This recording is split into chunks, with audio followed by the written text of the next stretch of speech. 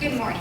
The Milken Community Schools Beit rules that Max violated the commandment against Lashon Hara in sending the Snapchat of Elizabeth to Jonathan. Jonathan did not violate the takana of Cherem Rabbeinu Gershom because any argument opposing reading another's mail can be overturned in favor of protecting Elizabeth from embarrassment. Dr. Davis should have punished Max with 60 hours of community service, which would have kept the Snapchat from becoming public and traveling around the school to further embarrass Elizabeth, and would also have prevented Max from being shamed. A Snapchat does not fall under the Takana de Rabbeinu Gershom. Responsa Maharam of Rotenberg, section 1022, Be'er HaGola Yoreh De'ah 334-123, and Aruch HaShulchan Yoreh De'ah 334-21, all teach that there is an exception to the Takana de Rabbeinu Gershom, which is that it is completely acceptable to read someone's mail if it is discarded. On Snapchat, when a person sends a picture, they lose access to this picture. In fact, if the sender does not consciously click Save Photo, the sender will never be able to see the sent photo again. As Rabbi Golinkin says in Does Jewish Law Permit Internet Surveillance, people who use technology forfeit their right to privacy. Because Max accepted the terms and conditions of Snapchat, he accepted Snapchat's ability to hold any picture he sends through the app. So, he discarded his picture by sending it to Jonathan, giving Jonathan the right to screenshot it for his own use. Likewise, Responsa Revavot Ephraim, section 4, page 112, explains that when someone sends a postcard, he knows it can be easily read, therefore it does not fall under the Takana. By very nature, a Snapchat can be screenshotted and shared just as well, so Jonathan had the right to show Dr. Davis the Snapchat. Finally, Avraham Grossman's The Historical Background to the Ordinances on Family Affairs, attributed to Rabbeinu Gershom Me'or HaGolah, explains that the Takana was originally set into place to ensure that business deals were private, not to protect sinners like in a case of Lashon Hara. So, the Takana does not apply in a case of interpersonal relations. Several texts indicate that while Max committed Lashon Hara, Jonathan did not. Mishnah Torah 7:1-5 describe Max's exact situation, stating that Lashon Hara is when one sits and relates facts or thoughts about another person, telling uncomplimentary things. Jonathan, however, was simply alerting Dr. Davis to a hurtful situation to protect Elizabeth and others from what the Mishnah Torah equates to murder, Lashon Hara. The Chafetz Chaim, Laws of Rechlilut, in chapter 9, describes situations when one may report another's actions in spite of concern about Rechlilut. Reporting is permissible if the severity of the act is not exaggerated and if it is done for constructive purposes. Jonathan's goal is to prevent further bullying and to create a fair election. He also did not exaggerate what Max did wrong, but simply showed the Snapchat to Dr. Davis.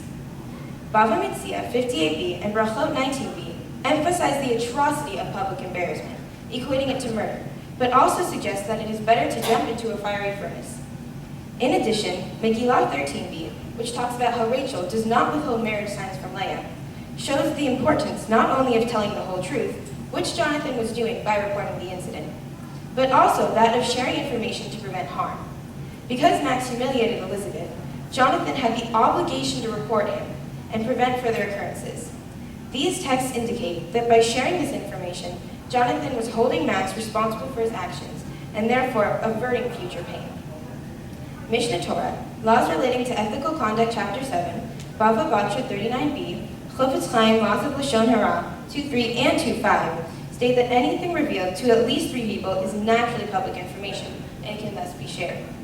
Therefore, because Max sent the Snapchat to 4 people, Jonathan was allowed to share it with Dr. Davis.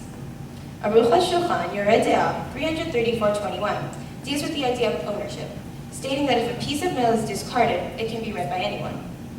By sending the Snapchat with full understanding of the recipient's screenshotting capabilities, Max relinquished his control over what happened to him. Finally, in Does Jewish Law Permit Internet Surveillance, Rabbi Golinkin states that it is permissible to share private information for the purpose of surveillance, which is mainly to protect public safety. By revealing the Snapchat, Jonathan was keeping Max from disrupting the school environment with bullying. Proverbs 11:13 states, that a trustworthy soul keeps in confidence. The punishment that Dr. Davis gave Max violates this principle because the suspension made the situation public. Bravo 19 emphasizes kavod habriot, which is the value of respecting every person's dignity. This text says that respecting one's dignity is even more important than following a negative commandment. Dr. Davis's original punishment of suspension does not respect Elizabeth's or Max's dignity.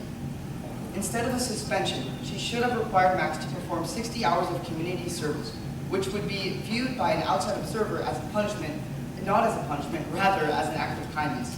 While Dr. Davis had the right to read, respond, and take action because the email Jonathan sent her, she should have given Max a punishment that would not cause any embarrassment, because Responsa Miklat Shlomo 1:7 states that it is better for a person to throw themselves in a fiery furnace rather than publicly embarrass another. Therefore, Dr. Davis was wrong to suspend Max because it embarrassed both Max and Elizabeth. As I have previously stated, a community service punishment is the best way to deal with the situation because it teaches Max that his actions were wrong by forcing him to give up his time without calling any unwanted attention to Max or Elizabeth.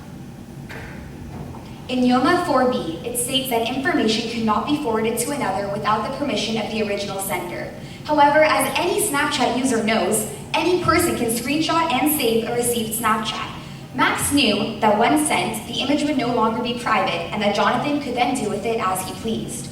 Responsa Neharam of Rotenberg, section 1022, implies that a teacher is forbidden from looking at a Snapchat because it is forbidden to read a letter that was sent without the sender's knowledge. However, Dr. Davis had no way of knowing what the content of the letter would be, and once she opened the letter, she was obligated to take action.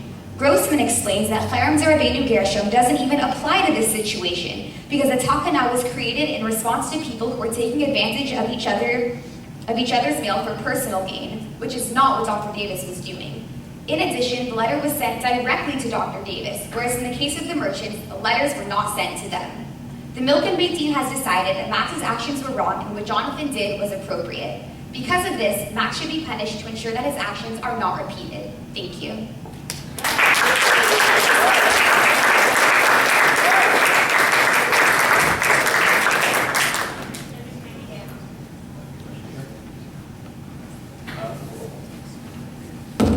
First question is regarding the nature of Snapchat.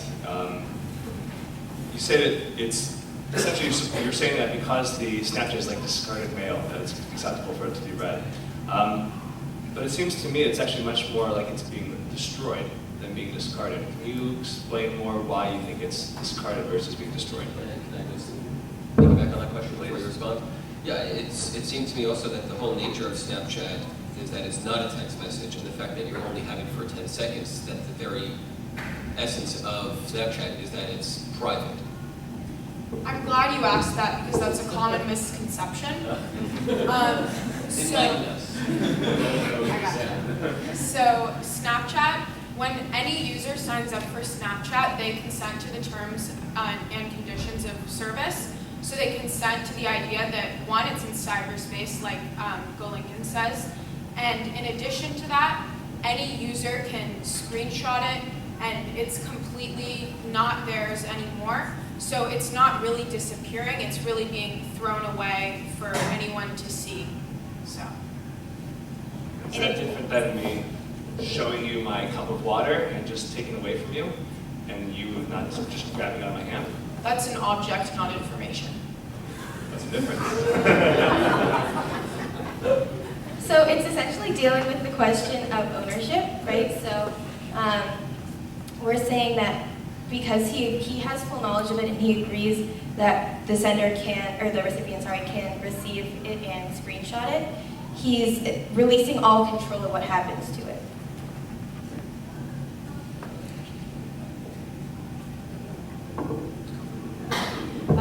One of the other teams tried to make a very strong point that Jonathan's intentions were not pure in sharing the letter with Dr. Davis, and you guys make the opposite argument. What is your evidence for Jonathan's intentions? How do you know that he was not trying to defame Max in some way?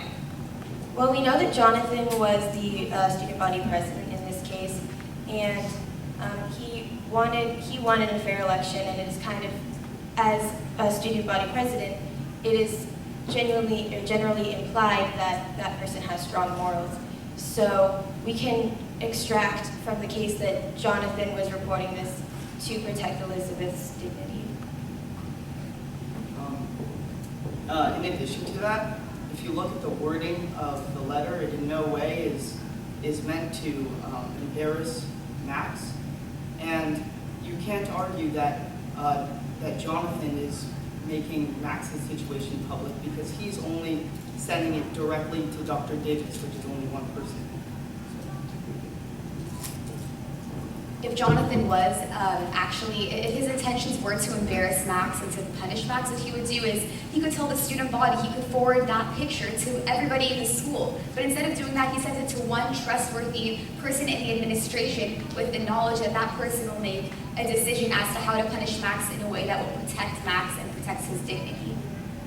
More than that, if you look at the language of the email, you can see that the way that Jonathan words it is that he's concerned and he worries about the vibe of the student body and the relationship between students, and he's very concerned about how people interact and about Lashon Hara, and he has no motives really to defame.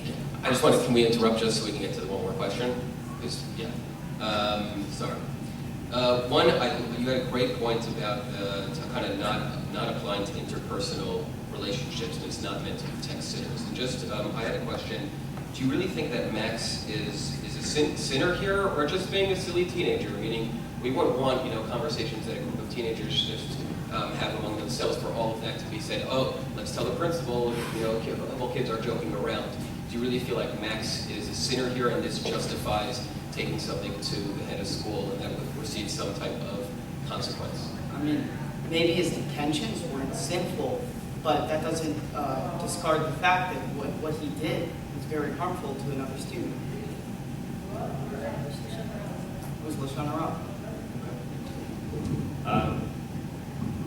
You said earlier about, I think this might have been, no, I'm not sure, but the idea of the Snapchats being public, because it was public with 3 or more people, this being 4 people, therefore it was public information, therefore it could not possibly be Lashon Hara. He talked to the idea of the nature of Snapchat, that Jonathan had no idea how many people actually received this chat until he actually spoke with Max. So if you look at source 11, it says that in every place it is known what has been accepted and what has not. In this way, people who have Snapchat are aware of the screenshotting function, and any person who uses Snapchat knows that it can be screenshotted by another person. Sorry, that's not my question. My question is, if one person, if you receive a Snapchat, only you are the audience of that. You don't know if there are other people there.